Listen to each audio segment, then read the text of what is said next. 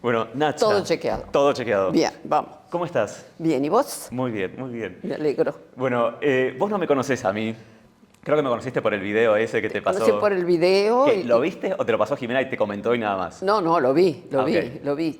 Y por eso te invité, porque si no, no te hubiera invitado sin saber a quién invito. Ok, me encantó la obra, me encantó. Sé que sí. Bueno, me gustaría saber cómo fue que empezó todo, o sea, que vos empezaste a tener una inquietud artística, que te diste cuenta que querías hacer esto. Desde muy chiquita lo que me pedía el cuerpo era moverme, bailar. Esa fue mi primera forma de expresar algo que no fuera comer y dormir, ¿viste? Y seguí por ese camino, hice el conservatorio de danza, la Escuela Nacional de Danza, después eso no fue posible, después en esa frustración que tuve siendo muy jovencita, a los 18 años, porque hice la carrera por 12 años, busqué por todos lados ¿cómo sería? Bastante a ciegas, es decir, sin saber bien a dónde iba ni cuál era el objetivo final, lo cual en ese momento puede producir mucha incertidumbre, bienvenida, pero viéndolo de lejos, ese es el camino, digamos, el camino de no tener el objetivo tan claro. Además, en una época donde no existía, obviamente, internet y no es que no tenías todas las puertas abiertas, había que buscar. No, porque vos. en estos últimos, digamos, 50, 60 años, los que somos de esta generación, hemos sufrido más cambios que las generaciones anteriores en 200 años. La velocidad con que se han producido cambios fundamentales es increíble. Y bueno, y eso nos enseña flexibilidad también, que también bienvenida. Bueno, pero el punto es que iba como a ciegas y uno le tiene mucho miedo a eso de ir a ciegas. Pero hay algo que te conduce, que nunca sabremos qué es ni cómo definirlo, pero es algo en lo que hay que confiar. Es algo que te va llevando no de una manera inconsciente, sino es al revés, es confiar en esa sabiduría interior que tenemos que te va guiando. Y depende mucho de en qué cosas pongas tu atención. Yo desde muy chica puse atención en cosas que tal vez todos los chicos no hacían, como yo leía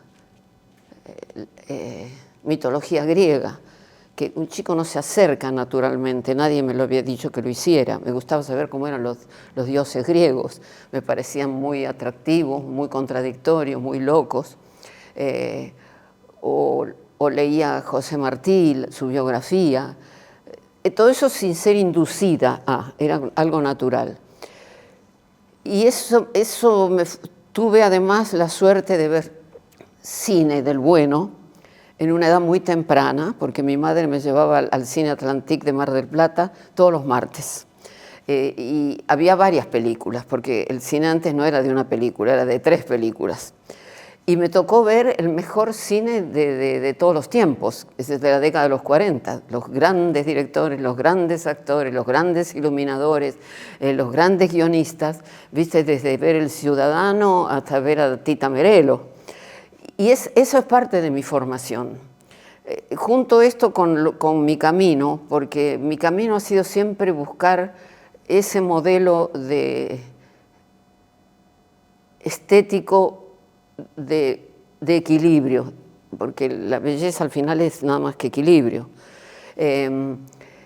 Y eso es lo que me ha conducido. No importa si era para cantar o si era para ser modelo porque necesitaba trabajar o si era para estudiar teatro, siempre era para lograr algo bello. Ahora, ¿tu familia te apoyaba en eso? Porque era una época en la que ser actriz no estaba bien visto.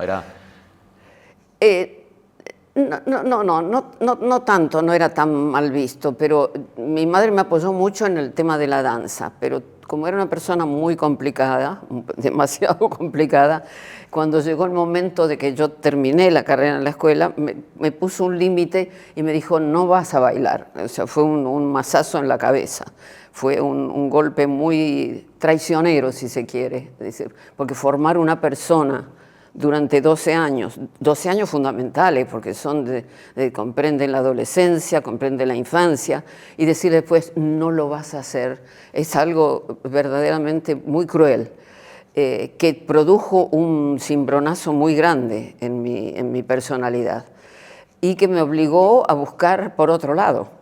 ¿Ahí fue cuando te metiste en el Ditela? Ahí no es tan fácil, ojalá fuera tan rápido. Ahí vas a los tumbos, empecé a estudiar teatro, debuté en el teatro haciendo una cosa musical, 3 papeles muy chiquititos. Después hice... pero había algo que en el teatro que yo no estaba cómoda, haciendo teatro de palabra. No entendía qué era lo que me pasaba, pero yo no era yo ahí arriba. Y yo estoy formada mucho más que en la cultura norteamericana, como las generaciones que siguieron, en la cultura francesa, porque Argentina miraba mucho a Europa. Entonces estudié francés muchos años y escuchaba muchas canciones. La canción francesa es la canción mejor construida. Y escuchaba canciones francesas maravillosas y que no se parecían en nada a la música popular que yo escuchaba aquí. Y dije, ¿por qué nosotros no hablamos de esas cosas que hablan los franceses en las canciones? Que pueden ser canciones de amor, por supuesto, y extraordinarias, como No me quito pas, Le feuille morte, bueno, lo que sea. Pero hay otros autores franceses, como Jacques Brel, como Boris Vian, como Georges Brassens, que hablan de cosas que no se hablan en las canciones nuestras. Porque la otra alternativa era el tango, digamos, en la música. Pero el tango no podés entenderlo a los 20 años, ni a los 18, ni a los 22. Dicen que el tango te espera. Y el tango te espera hasta que te pasan varios trenes por encima. Y después entonces podés entender un tango. Pero en ese momento la única alternativa que yo escuchaba de música que dijera algo diferente era la música francesa. Como hablaba francés, me dediqué a traducir a algunos de esos autores. Y así empecé a transitar ese camino que no sabía dónde iba ni de qué se trataba, de empezar a cantar. Al mismo tiempo me juntaba, empezó a armarse esa bohemia de los 60, y entonces me juntaba con poetas de la época, Mario Trejo, Carlos del Peral, con actores de la época, y se empezó a armar ese clima que después nos conduce al Ditela. Con la ayuda de Carlos del Peral empecé a hacer canciones que ya no eran traducidas. La primera es basada en una persona que no tiene zapatillas, que va al supermercado y roba una zapatilla y el policía lo mata. Y esa es la primera canción que yo canto. Que de algún modo, revisando material, últimamente me di cuenta que cuando uno elige una canción como primera canción, te está dando como una identidad, te está marcando de alguna manera. Logré juntar 12 canciones. Y entonces había un ciclo en el Pairó que se llamaba La Nueva Canción, donde estuvieron Facundo Cabral, Mercedes Sosa, y yo me subí al escenario con 12 canciones. Y fue la primera vez que fui feliz sobre el escenario. Y dije, es esto. Entonces, con esas 12 canciones me fui al Ditela a verlo al director, Roberto Villanueva, un ser extraordinario, una de las personas menos sectarias que yo he conocido, y le dije, quiero cantar. El Ditela, perdón, ya en esa época tenía la fama... Era conocido, pero todavía no era el escándalo, digamos, y el cambio que construyó. Y entonces le dije, quiero cantar, y él sacó una libreta chiquitita, ¿sí? Y hizo así, y dijo, los jueves a las 8 de la noche, ¿te viene bien? Sí, claro. Bueno, y así empezó. Así empezó eso que fue tan importante, que es el Ditela. Porque el Ditela lo que te autorizaba, sin hacer un cartel de eso, era equivocarte. El Ditela, quiero entender bien qué era. No era una escuela, No. era un lugar de experimentación, digamos, De donde ibas. experimentación. Era un instituto donde se experimentaban las artes plásticas, en las artes escénicas, en la sociología y en la música. Y la gente iba a ver como cada cosa que alguien Que experimentaba. le interesaba. Y podía ser una mierda, podía ser la cosa espectacular. En realidad allí hubo cosas sublimes y basuras extraordinarias, pero eso es la experimentación. Si no se va por el ensayo y el error no es experimentación, es lo que tenemos hoy, que tenemos que hacerlo seguro para que se venda inmediatamente. Y eso trae automáticamente la mediocridad, porque eso es inevitable. Cuando vos lo único que buscás es el resultado, y el resultado inmediato, ya, eso trae mediocridad. Tiene que haber, por eso yo defiendo siempre, ahora está en este momento se está hablando mucho de eso, la presencia del Estado en la ciencia y en el arte. Porque ciencia y arte solo avanzan por ensayo y error, ensayo y error. Y el mundo privado no está para bancar ensayos ni errores. El mundo privado está para tomar de esos éxitos que tiene la ciencia o el arte cuando es apoyado y aplicarlos a la vida de los demás. Esa es la manera que funciona.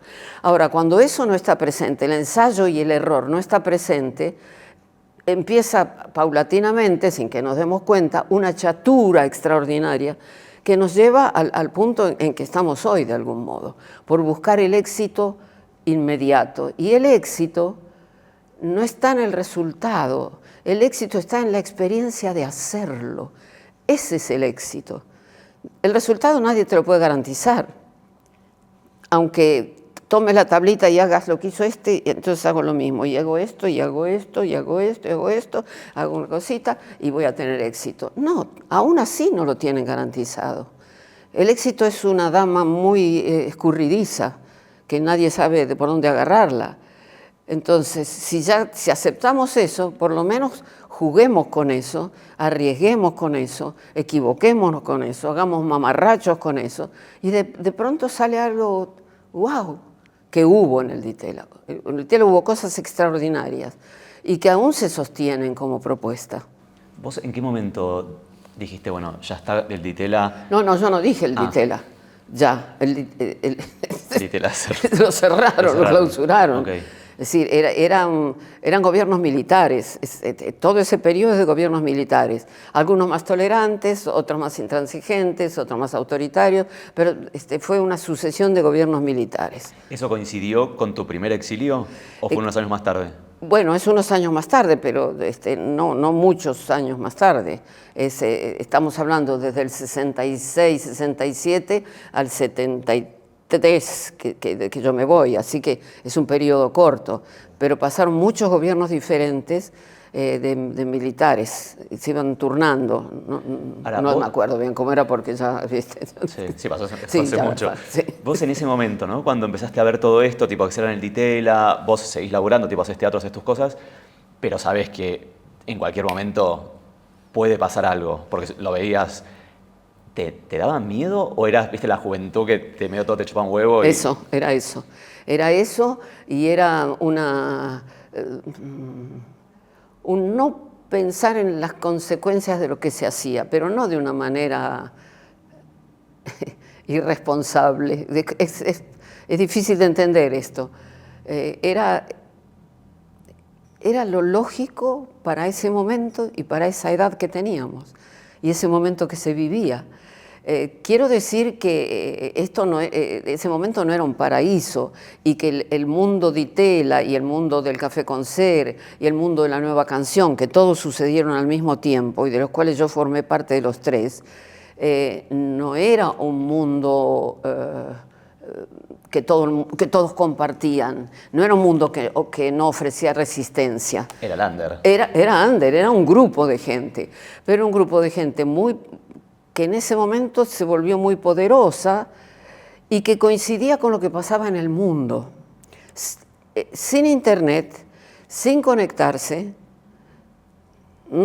sin enterarse de lo que pasaba, estábamos en el mundo todos los jóvenes haciendo lo mismo. ¿Viste? En Francia estaba el famoso Mayo francés, seamos realistas, soñemos lo imposible, el poder, la imaginación al poder. Estaba en Estados Unidos, a raíz de la guerra de Vietnam, una rebeldía enorme. Estaba el viaje a la luna, estaba los derechos civiles, estaba el doctor Barnard descubriendo el trasplante de corazón. Era un momento de una efervescencia creativa en el mundo. Estaba el viaje a la luna. Ahora, todo eso pasaba junto y éramos parte de eso que estaba pasando en el mundo. ¿Y cómo hacían, por ejemplo, para, no sé, para promocionar las obras? Porque era el under, o sea, ¿qué salían? Tipo como para atraer la gente, digamos, que fuera a verlos. No. O se corría una bola, digamos. Se corría la bola, no se promocionaba. No.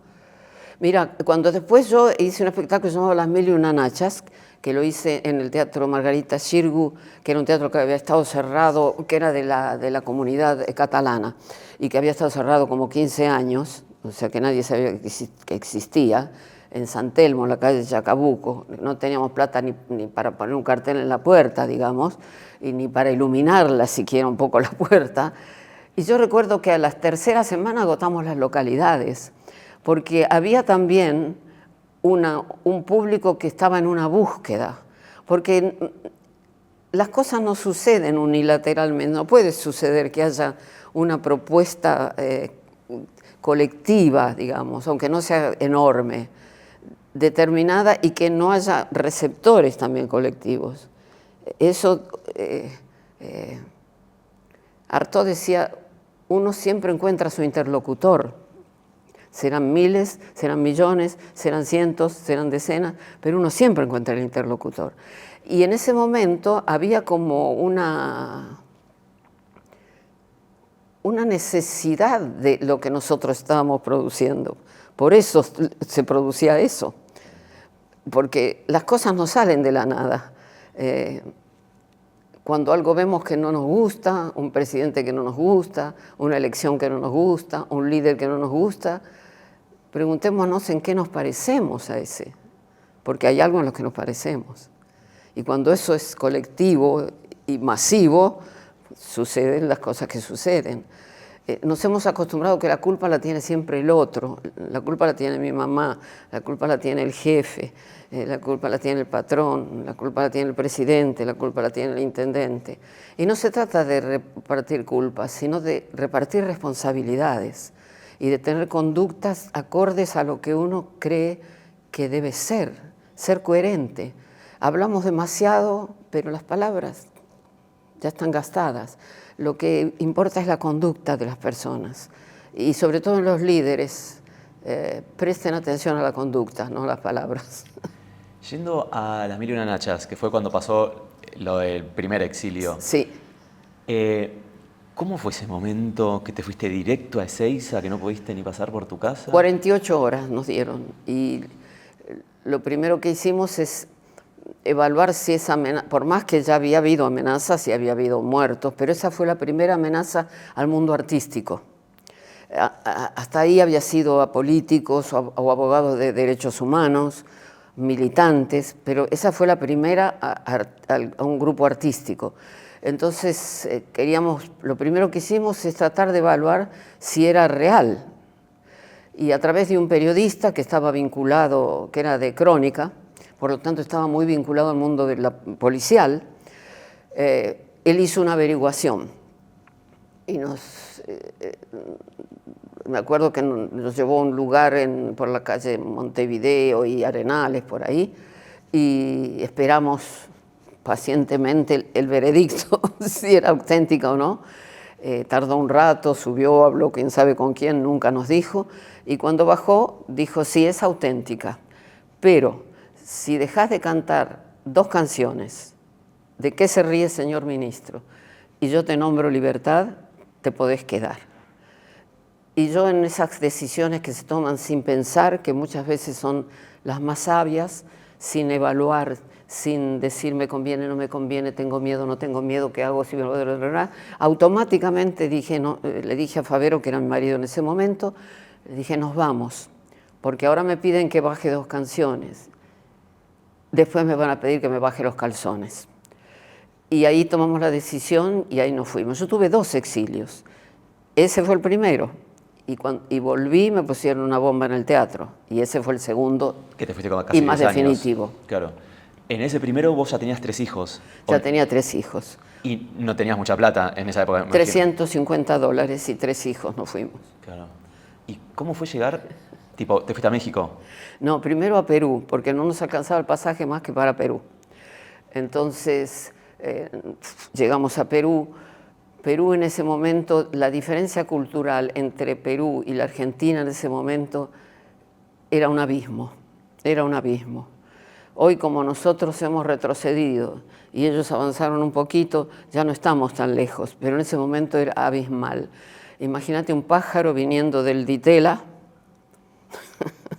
Me río porque es una cosa, y no puede estar nunca junta, en un lugar como Perú, Lima en ese momento, explicarle, mire, yo canto canciones de cómo matar a los padres, ¿viste? Que no era posible. Y pasamos 28 días ahí, con un terremoto incluido, y yo recibí una carta mágica de una gran actriz española, Nuria Espert, que se iba de gira a España, a México, y dijo, vengan para aquí que los vamos a ayudar. Y así fue. Cuando llegamos, ellos nos alquilaron un departamento por 3 meses, nos pagaron las visas de trabajo, fueron como maravillosos. Ahora, ¿y vos ahí? Pues tus hijos eran re chicos. ¿Y también querías seguir haciendo lo que tipo teatro, lo que estabas haciendo? Y no es que quería, es que debía y necesitaba, porque si no, ¿con qué comían? Claro. ¿Cómo? Porque también tus chicos tenían que ir a la escuela, o sea, eran sí, re eso, chiquitos. Todo eso. ¿Cómo te dividiste, cómo tuviste, digamos, la fuerza interna para hacerlo, para cargar con todo lo que tenías que hacer, encima laburar, y encima laburar de algo artístico, que es bastante más jodido que laburar y buscar trabajo, no sé. porque no es que llegamos ahí y alguien nos iba a contratar o que teníamos algo, era ir con un bucito y decir, mire, yo sé hacer esto. Vos sabés perfectamente que lo que uno hace no puede ser explicado, ¿viste? ¿Vos podés explicarle lo que vos hacés? Bueno, no se puede explicar. Entonces, venderse de esa manera era como, además soy muy mala vendedora. Y mira, cuando llegan las circunstancias, uno lo hace.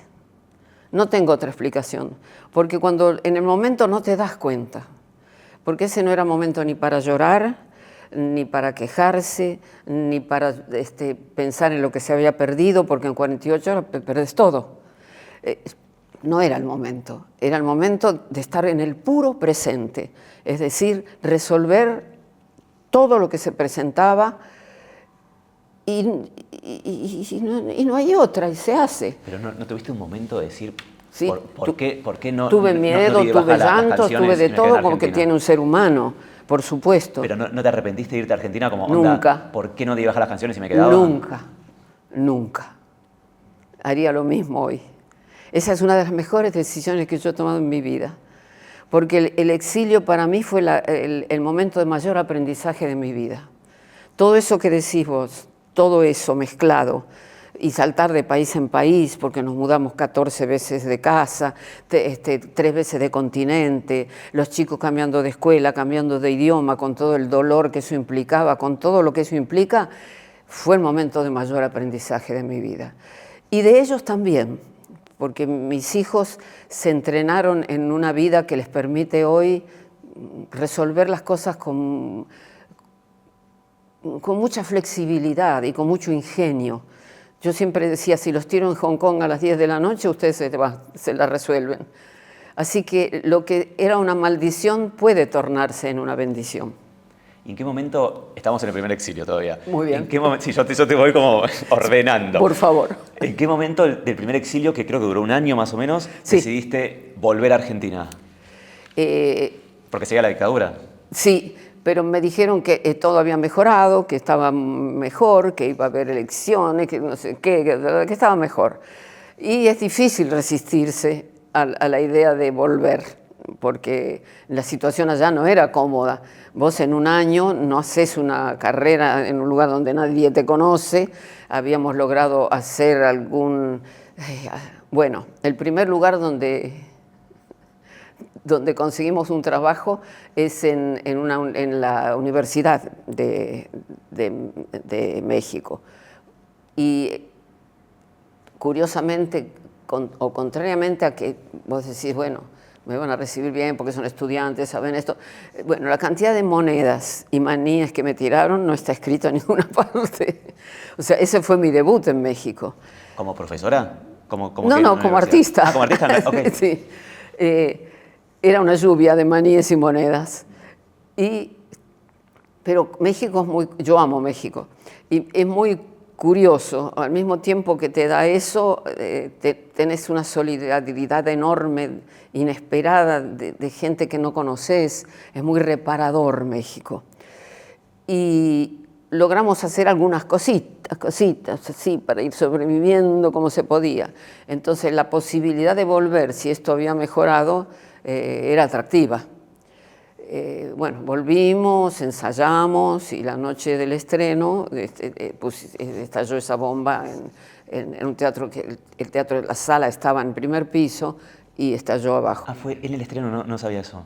De la misma obra, de Las Mil y Una Nachas. Era una respuesta porque la producían, como había sido un éxito tan grande en ese lugarcito allá escondido, había productores que se interesaron en llevarla más al centro, digamos, y invirtieron en la producción, o sea que era una producción más comercial. No creo que haya sido mejor.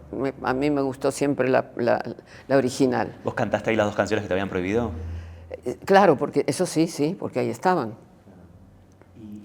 No, Libertad no, porque Libertad no era de ese espectáculo, solo el ministro. Y ahí pusieron la bomba, que tipo, murieron 2 personas, un montón de heridos. ¿Cómo fue esa noche? O sea, ¿vos estabas en el medio, tipo, estabas haciendo la obra? No, habíamos hecho un estreno para prensa y esa noche el estreno al público. En el estreno para prensa salieron muchas cosas mal. El espectáculo se estrenó inmaduro y había muchas cosas que resolver. Así que estábamos en el escenario todos, reformando cosas, dando nuevas directivas, mejorando lo que había salido mal. Y estamos un poco atrasados, digamos, como 20 minutos atrasados del schedule que teníamos que seguir. Y en ese momento, estamos todavía en eso, el teatro hizo como si hubiera movido el edificio entero, y inmediatamente se quedó a oscuras. Y bueno, yo supe inmediatamente lo que había pasado, porque bueno, ya había un pasado que de algún modo lo preparaba para eso. Y es una escena muy rara porque, contrariamente a lo que se puede imaginar uno de un grupo de bailarines, cantantes, actores, histéricos, solo hubo silencio. Y nos advirtieron que no saliéramos porque no sabían si había más gente en el teatro, de los que habían puesto la bomba, si estaban armados o no, así que nos quedáramos todos juntos en el escenario. Y estuvimos como no sé calcular el tiempo, 1 hora y media, 2 horas, no lo sé, oyendo las sirenas, las ambulancias, los bomberos, pero sin saber qué estaba pasando abajo, que es donde sucedió lo peor. ¿Te acordás qué pensabas o estabas en blanco, onda piloto No, automático? no me acuerdo qué pensaba. Sé que estábamos en silencio, tomados de la mano, todos sabíamos lo que estaba pasando y lo que eso significaba, entonces no había necesidad de hablar mucho. Lo recuerdo como un momento de silencio.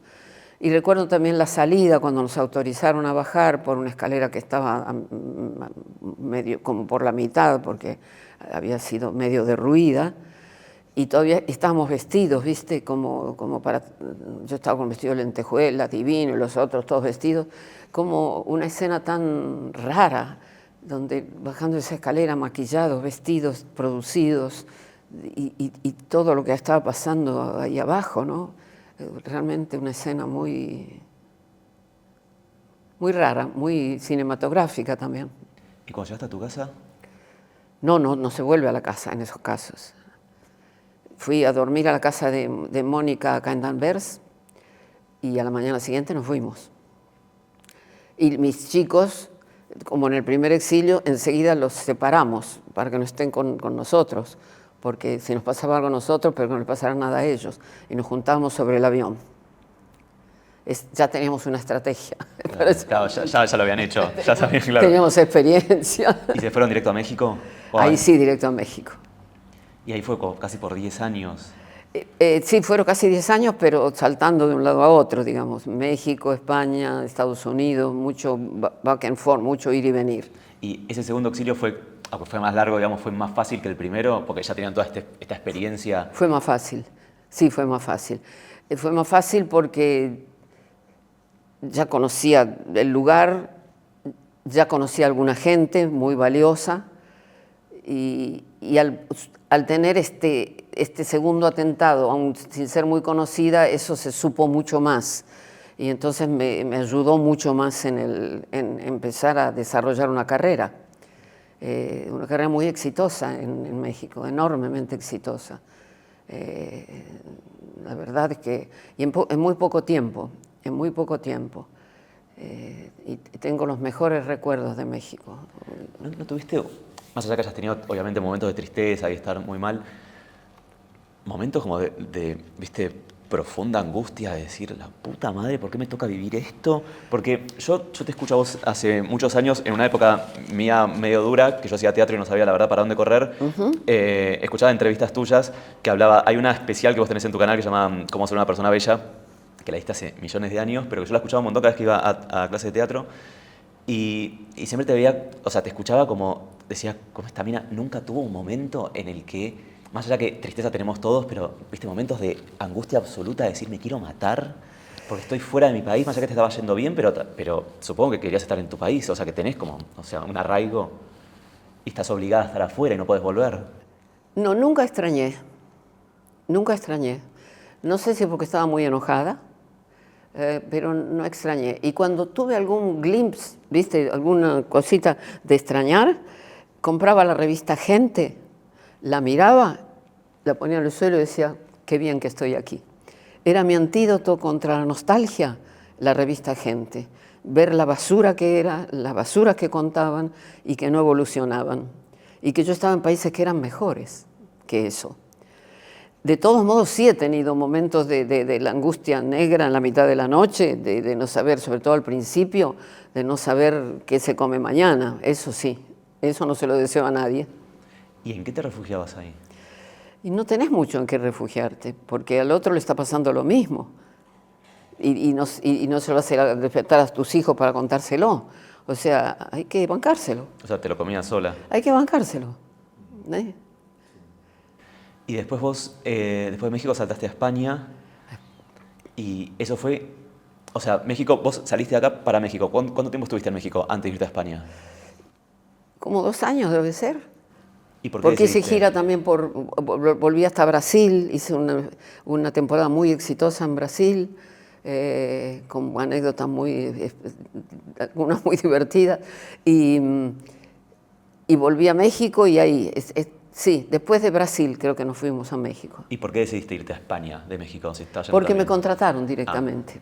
Había un productor español que vio lo que hacía y le pareció que eso en España podía funcionar, con lo cual fue bastante visionario, porque España todavía apenas había muerto Franco, pero cuando llegamos se asustó y se retiró del negocio. Bueno, es otra aventura, pero en ese momento tuvo la visión de que eso iba a tener éxito.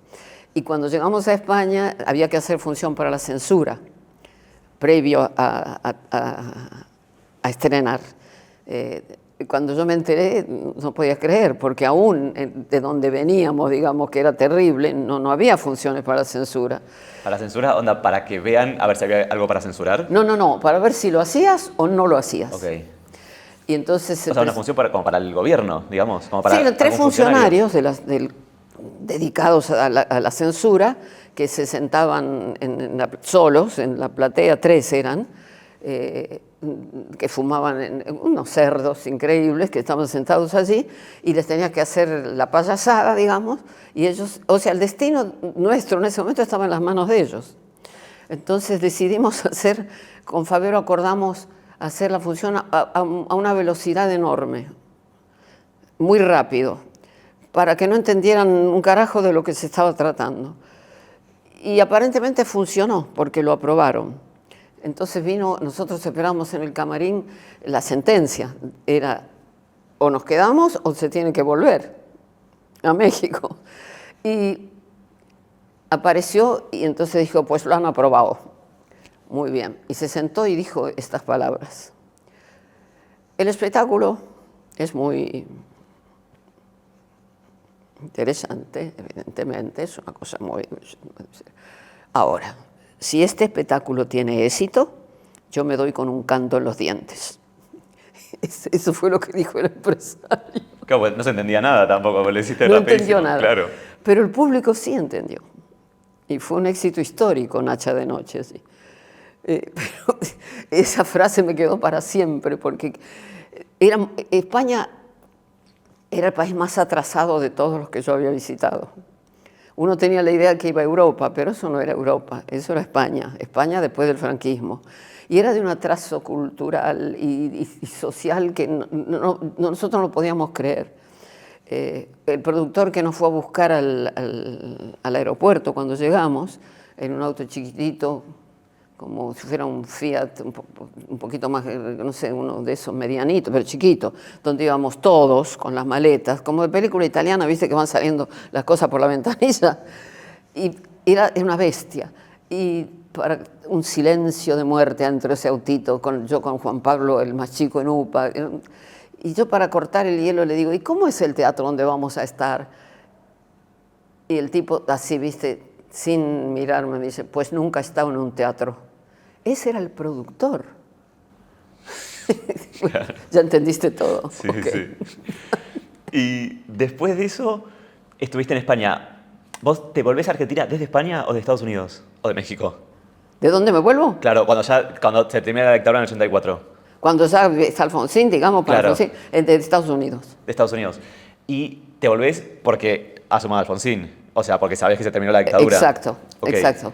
¿Volviste igual como con miedo? ¿O ya volviste como porque ya habías vuelto una vez y te tuviste que volver a ir? ¿O fue como ya más sabiendo que estaba todo bien en serio? No, porque estuve al tanto. Yo estaba trabajando en Estados Unidos, estaba en el Kennedy Center haciendo una temporada y estaba en Washington, y entonces ahí están todas las embajadas. Y una noche viene el embajador de Argentina del gobierno militar a ver el espectáculo. Y al final se acerca a alguien y me dice, está el embajador de Argentina que te quiere saludar. Y yo le dije, no lo voy a recibir. Favero, que es más diplomático, lo recibió y lo saludó. Pasó un tiempo, él mandó una invitación para un almuerzo en la embajada. Estábamos en Washington en ese momento porque estábamos trabajando. Y como eran vacaciones de los chicos, estaban los chicos también, porque si no se tenían que quedar en Nueva York para ir a la escuela. Bueno, eso era una estrategia que había que hacer increíble. Y invitó a almorzar. Yo dije, no voy a ir porque ¿qué tengo que ver yo con ese embajador? Y los chicos, que tenían más nostalgia de Argentina que yo, sobre todo el menor, dijeron, nos van a dar, habrá comida argentina, esas cosas folclóricas, nos gustaría ir. Y le dije, bueno, vayan, ustedes pueden ir, yo no voy a ir, ustedes pueden ir, vayan. Y fueron y volvieron encantados porque no sé qué le habían dado, las banderitas, no sé qué le habían dado, y volvieron encantados. Bueno, nos volvimos a Nueva York. Al tiempo, a los meses, yo volví a trabajar para octubre, en octubre del 83, ¿no? Volví a Washington y vuelve el embajador y me pide, por favor, que tiene que tener una entrevista conmigo. Entonces hablo con él y él me explica que él tomó ese rol comprometiéndose a que tienen que volver la democracia, y teniendo la palabra de los militares, que valía para algo, de que la democracia volvía, y ya estaba encima. Entonces, era un gran embajador, porque fue el que me reconcilió con la Argentina, hizo su trabajo. Era un embajador de carrera y supo hacer ese enlace de vuelta con la tierra de uno, porque yo estaba como muy fuera de... no tenía esa posibilidad, no me interesaba. Y en un tercer viaje que hicimos, a otra temporada cortita, eran 2 noches que tuve que trabajar allí, era el 30 de octubre. Entonces nos invitó a la casa del cónsul a escuchar los resultados de la elección. Y bueno, ahí, digamos, Alfonsín tenía algo algo muy especial como líder. Tenía honestidad y tenía la ilusión que compartían todos en ese momento. Y eso nos entusiasmó para volver. Ese es el motivo. ¿En algún momento te arrepentiste de haber vuelto a Argentina? Muchas veces. Okay. Muchas veces. Pues estás haciendo una carrera muy buena afuera. Muchas veces, muchas veces. ¿Y por qué no te volviste a ir? Y es difícil, a veces necesitas que te den una patada en el culo para irte. Que sean los militares, sí, que vengan y te digan chau, sí, andate. Claro, a veces uno necesita eso, sí. Sí. Sí, porque hay como una comodidad en el ser humano, ¿verdad? Que es natural también. Pero muchas veces he pensado, ¿qué carajo estoy haciendo yo aquí? Cuando volviste, ¿te sentiste un poco más como moderada, como con cierto miedo? ¿O volviste tipo, bueno, ya está la democracia, me chupa todo un huevo y hago lo que quiero?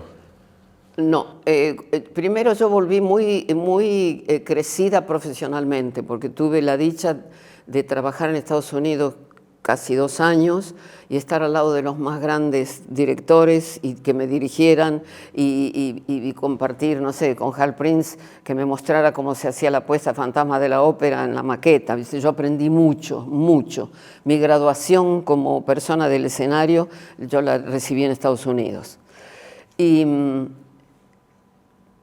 de modo que volví con un espectáculo que tal vez es el más perfecto que yo he hecho, porque venía con toda esa información muy fresca, y un espectáculo que, claro que era político, sobre todo una parte que era como la vuelta, las canciones eran de Benedetti muy fuertes. Pero yo volví en son de paz, porque cuando estuve en España me tocó ver la vuelta de los exilados españoles y vi lo que pasaba. Y fue muy triste lo que sucedía. No hubo manera de recuperar la relación. Muchos se volvieron a ir inmediatamente, otros más tarde, otros se quedaron pero tristes, resentidos.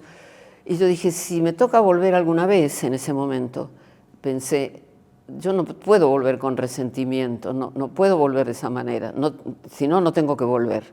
De modo que volví sin resentimiento y retiré todas mis canciones de protesta de mi repertorio.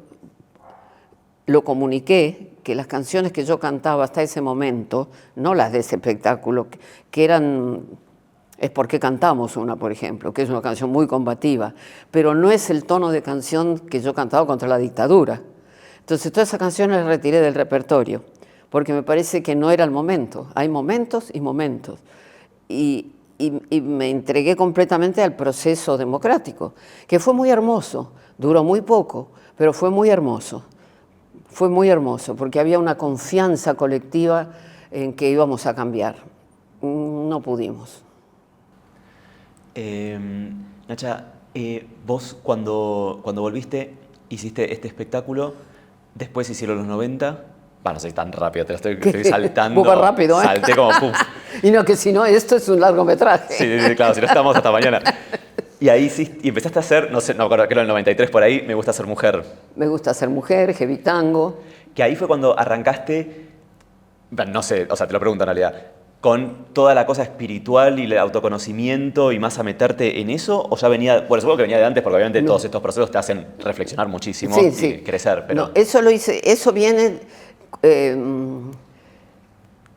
cuando tuve un periodo que estuve en Puerto Rico, porque fui a hacer temporadas largas, y ahí viene un cambio. Yo tenía ahí 40 años, 42.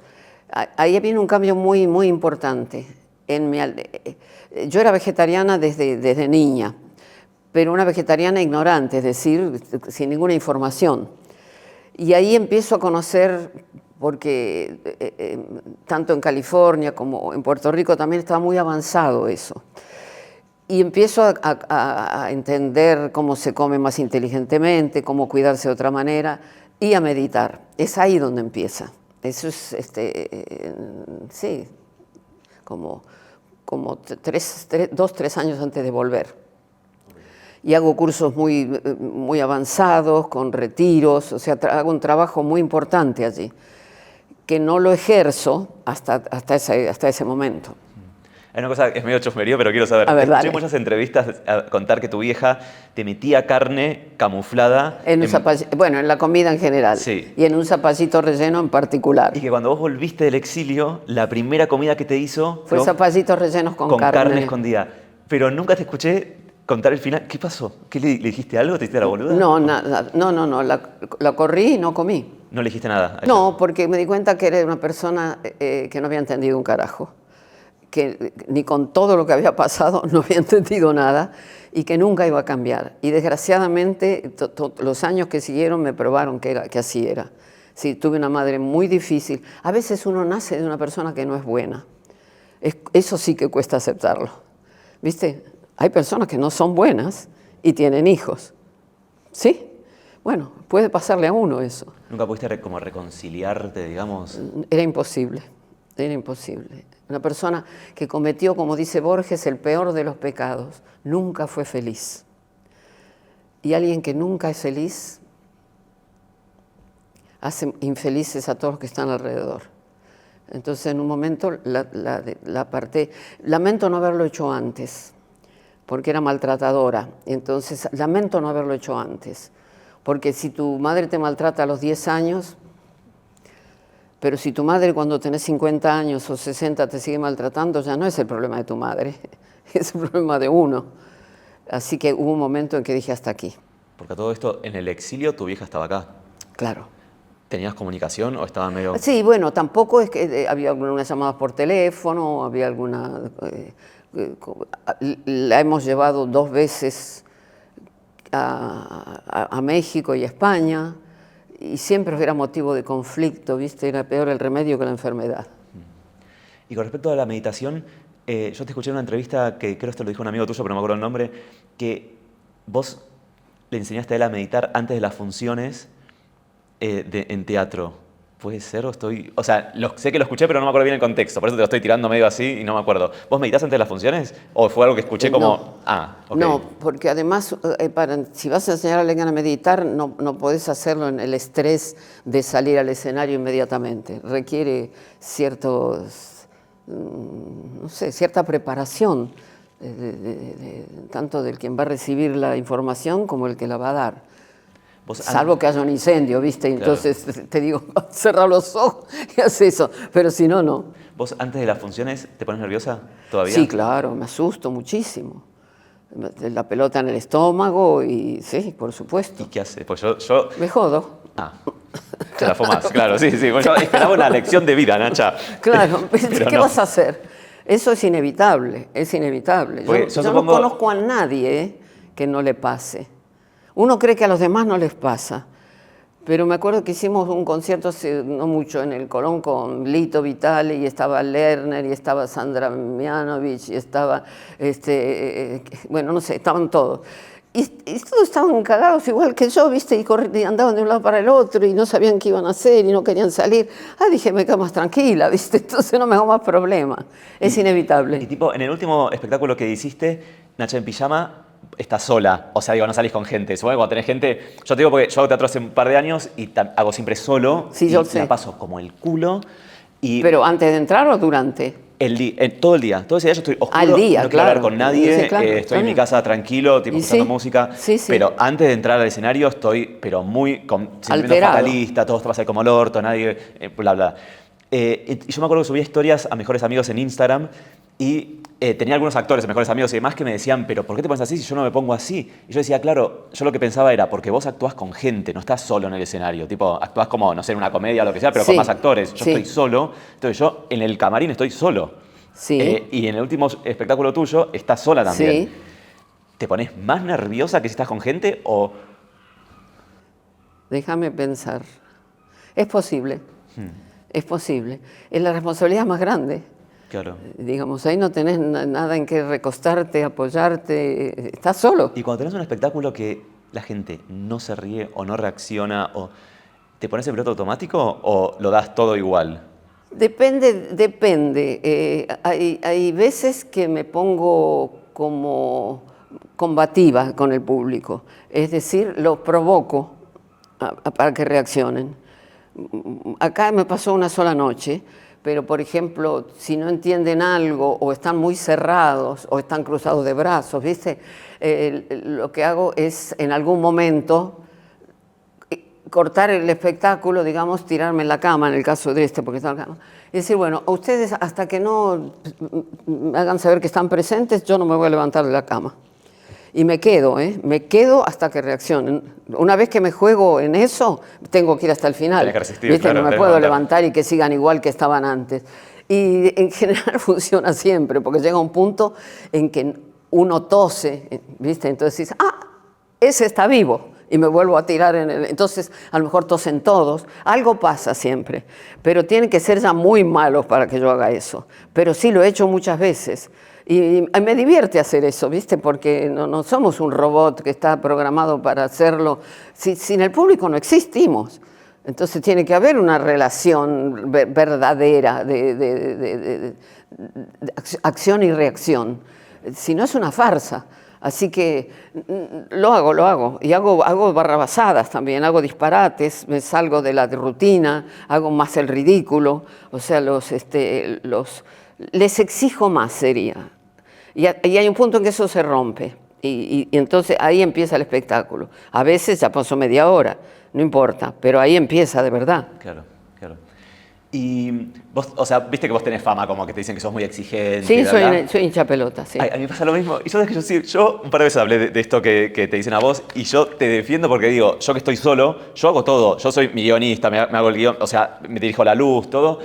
Y a veces, viste que los teatros están como atados con alambres y lo están haciendo como el orto y decís, dale, es una luz que tenés que poner. O sea, y también me pongo, o sea, te pones medio a veces a gritar o lo que sea, no sé gritar, digo, pero te pones como, che, laburen, porque si no la cara sos vos. Sí, la claro. gente va a decir, Nacha, el espectáculo de Nacha es una mierda. Claro. Pero por más que no nos has hecho eso.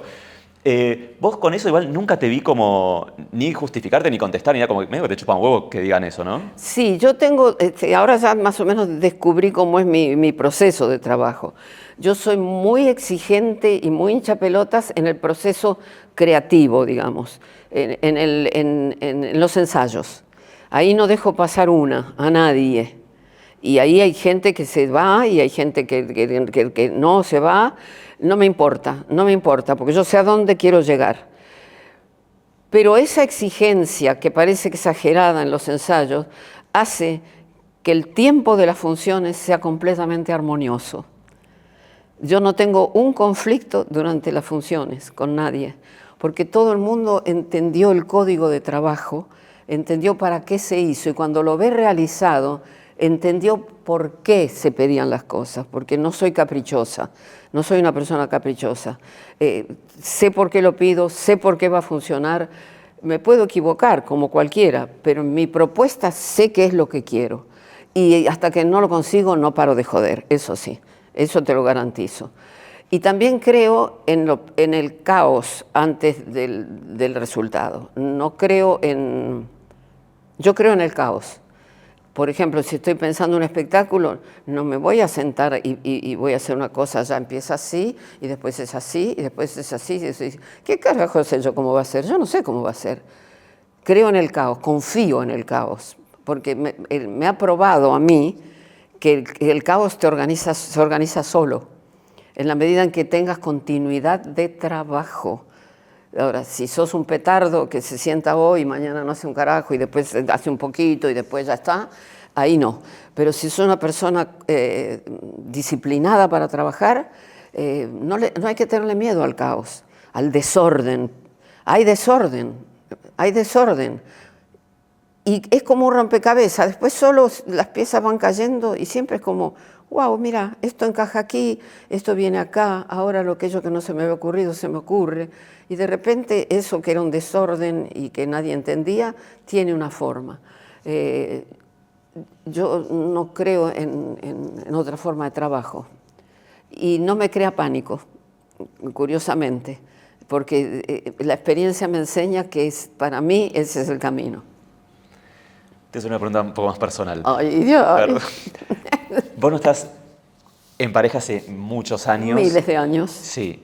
Y quería saber si es algo como, digamos, como si vos cerraste esa puerta elegido por algún motivo, o si simplemente no se dio y ya, o si fue como, bueno, yo ya viví todas las experiencias, ya esta etapa la cerré porque ya la viví.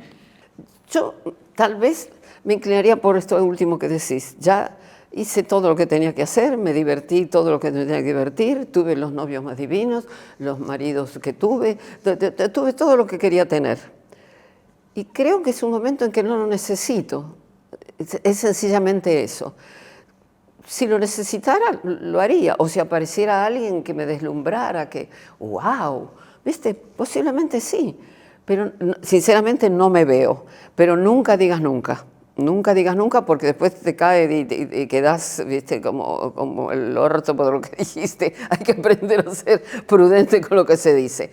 Hoy es no. Mañana, quién sabe. Pero yo no siento... Me gusta mucho la soledad a mí. Yo soy una solitaria, que es muy distinto de una persona que se siente sola. Son cosas muy diferentes. Pero eso desde muy chica. Yo disfrutaba mucho cuando se iban todos de mi casa y esa paz que se producía, ese silencio que es distinto a cuando hay gente, aunque no esté hablando, aunque no haya ruido, es distinto el silencio cuando uno está solo. Y eso siempre me gustó y esa sensación la sigo teniendo. Así que no, me la paso bien sola. ¿Pensás en la muerte? Sí, claro, con 83 años más te vale pensarlo, ¿no? Y yo se lo aconsejaría a los más jóvenes también, pensar todos los días un poquito en que somos mortales, porque eso nos hace apreciar más cada minuto que la vida nos está regalando. Y tengo claro que no quiero que me entuben, que no quiero que me estiren la vida. No quiero estirar la vida. La vida mía llegará hasta donde tiene que llegar naturalmente y adiós muy buenas. Como diría Boris Johnson, hasta la vista, baby. Creo que además el miedo mayor es como el deterioro, que todos tenemos ese miedo de uff. Jacques Brel decía, con mucha sabiduría, morir no es nada, envejecer es el asunto. Claro, la decadencia, lo que le tenemos miedo es a la decadencia. Eso es así. Yo creo que antes, personalmente, yo quisiera irme antes de la decadencia. Claro, que encima yo lo pienso muchas veces, es como que me empezó a pasar hace unos años que estoy pensando mucho en la muerte, sobre todo, ¿viste? Cuando vas creciendo vas viendo que a la gente, como a tus contemporáneos o gente que vos admirás o que te muere, empieza a morir. Sí, claro. O sea, entonces decís, bueno, voy a morir yo también y... Por ejemplo, yo no tengo hijos, entonces yo pienso mucho, porque bueno, ¿sabes qué te va a pasar si te vas a tener Alzheimer, si te va a pasar algo, viste? Y digo, y no voy a tener a nadie que me cuide. Como yo veo a la gente que tengo mis amigos que tienen hijos y digo, bueno, vos tenés 3 hijos, es como, digo, bueno, todos tienen a alguien que los cuide. ¿Y vos crees que siempre esa receta de que los hijos te cuiden funciona? No, ya sé que no, bueno, pero es algo, viste, como que te deja como... Sí, es algo cultural que nos han metido, claro, viste, pero decir, eso bueno, no está escrito, ¿eh? No está escrito. No sé, pero es como... y siempre me interesa mucho ver los demás qué opinan de eso, como si tienen miedo a la muerte o algo como... No, es más a la decadencia, al sufrimiento, ¿no? Sería también, pero no a la muerte, no a la muerte. Todo es así. Lo que pasa es que nos educan o no nos educan para eso, digo. Nos educan negándola por completo. Y habría que hacer... México tiene una relación con la muerte muy particular.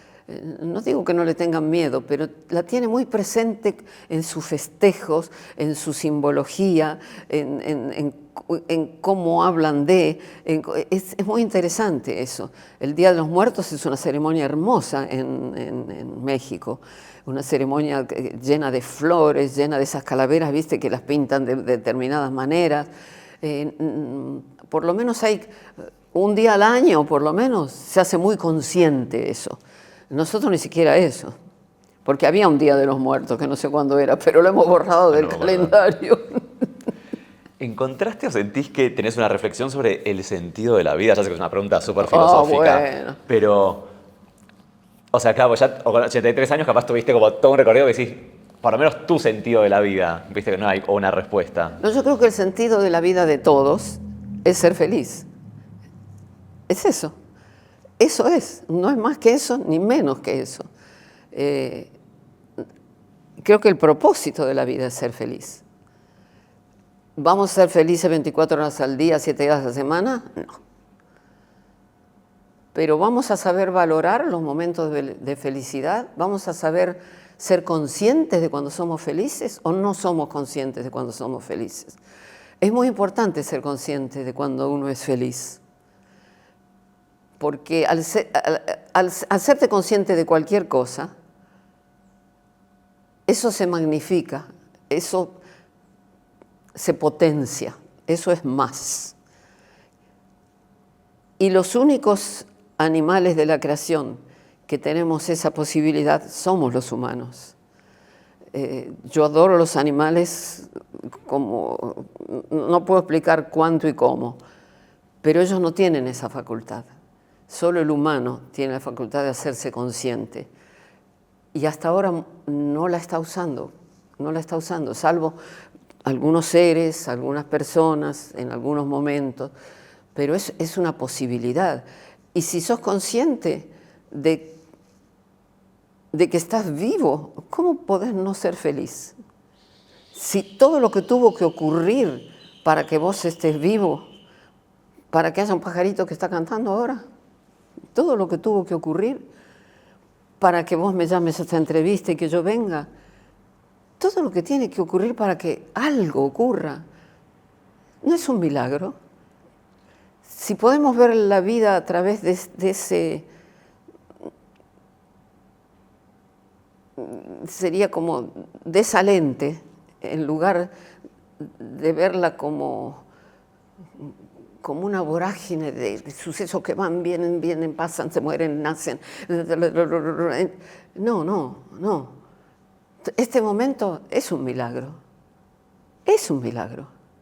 Sí, es un milagro. Te amo, Nacha. Con esto vamos a cerrar. Con esto es un milagro. Vamos a cerrar esta entrevista. Te agradezco muchísimo. Muchas gracias. A vos. Muchas gracias.